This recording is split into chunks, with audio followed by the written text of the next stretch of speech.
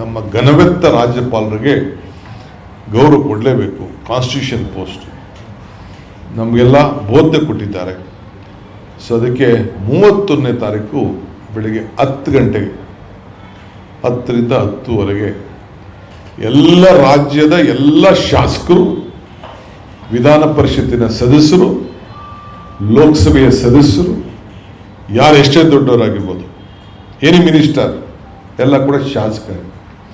So Gandhi ಸ್ಟ್ಯಾಚ್ಯೂಯಿಂದ ರಾಜ್ಭವನ್ಗೆ ಘನವೆತ್ತ ರಾಜ್ಯಪಾಲರಿಗೆ ಈ ಒಂದು ಮೆಮೊರಂಡಮ್ನ ಪಕ್ಷದ ಪರವಾಗಿ ಸಲ್ಲಿಸಬೇಕು ಅಂತೇಳಿ ತೀರ್ಮಾನ ಮಾಡಿದ್ದೇವೆ.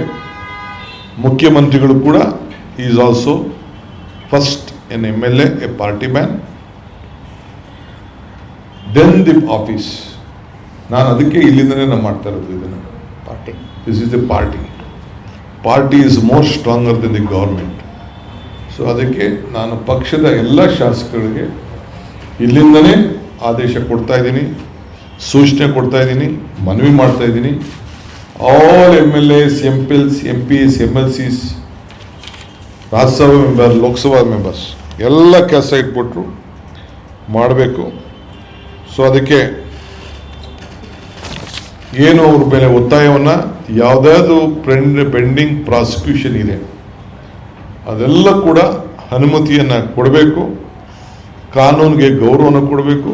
ಎಲ್ಲ ಇನ್ವೆಸ್ಟಿಗೇಷನ್ ಆಗಿರೋಂಥ ಕೇಸ್ಗಳು ತಮ್ಮ ಸುಬುದ್ಧದಲ್ಲಿರೋಂಥದ್ದಕ್ಕೆ ತಾವು ಕಾರ್ಯಮುಕ್ತನಾಗಬೇಕು ಅಂತೇಳಿ ನಾವು ಮನವಿ ಮಾಡಿಕೊಳ್ಳಿಕ್ಕೆ ನಾವೆಲ್ಲ ಬೆಂಗಳೂರಿನಿಂದ ವಿಧಾನಸೌಧದಲ್ಲಿರುವಂಥ ಗಾಂಧಿ ಪ್ರತಿಮೆಯಿಂದ ರಾಜ್ಭವನ್ವರೆಗೂ ಹೋಗ್ತಾ ಇದ್ದೀವಿ. ನಾನು ರಾಜ್ಭವನ್ರಿಗೆ ಪಕ್ಷದ ಪರವಾಗಿ ಈಗೇನೆ ನಾನು ಪತ್ರವನ್ನು ಬರೀತಾ ಇದ್ದೀನಿ.